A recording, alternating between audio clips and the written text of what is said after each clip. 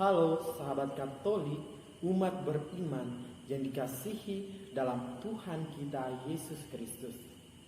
Salam jumpa bersama saya, Frater Edward Adelbert Mere.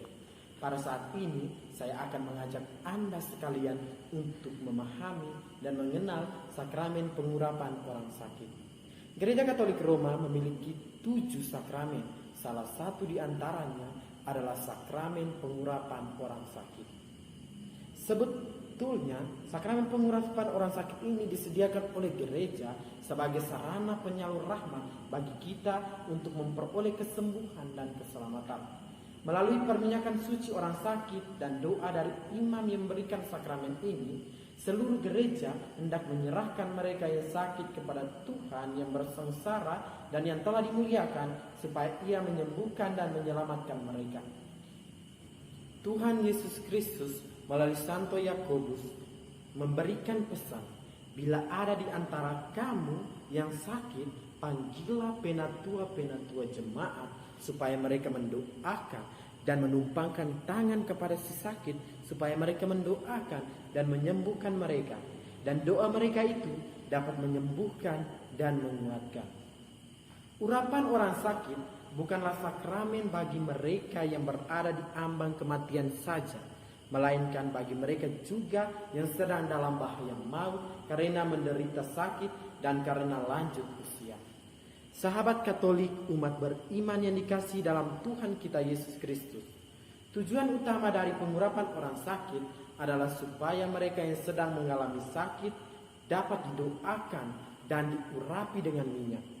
Kita percaya bahwa dengan didoakan dan diurapi dengan minyak, kita yang sedang mengalami sakit memperoleh kesembuhan yang datang dari Yesus sendiri.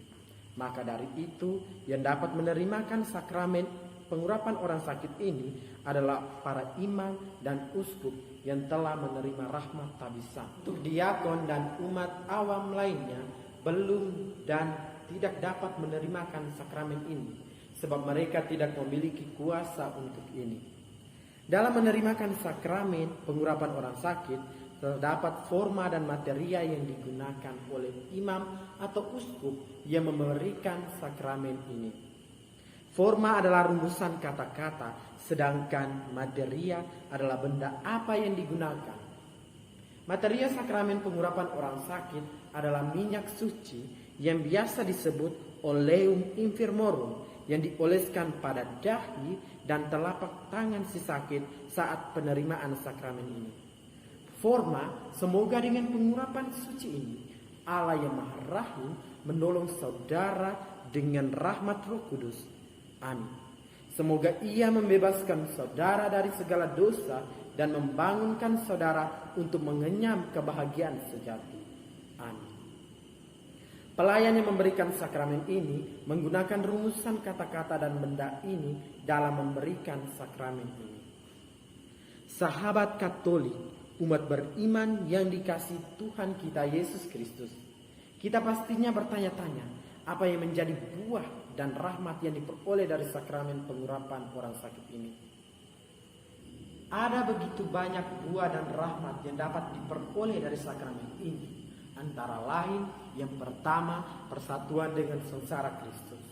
Sakramen ini terus-menerus menempatkan keselamatan sesudah kematian. Pemberian sakramen ini dimaknai sebagai jalur masuk menuju keselamatan dan pengampunan dosa. Yang kedua, memberikan rasa damai dan penghiburan. Pemberian sakramen ini juga mencakup perasaan damai dan penghiburan untuk mengembalikan semangat dan harapan dari si sakit untuk segera sembuh. Sakramen ini justru membuahkan makna paling mendalam untuk bersatu dengan gereja dan juga sebagai penghadiran rasa damai sebelum masuk ke dalam dunia abadi. Yang ketiga, sebagai pengampunan dosa. Buah utama yang diperoleh dari sakramen ini adalah pengampunan dosa. Dosa dan salah akan diampuni dan dihapus atas nama Tuhan Yesus Kristus.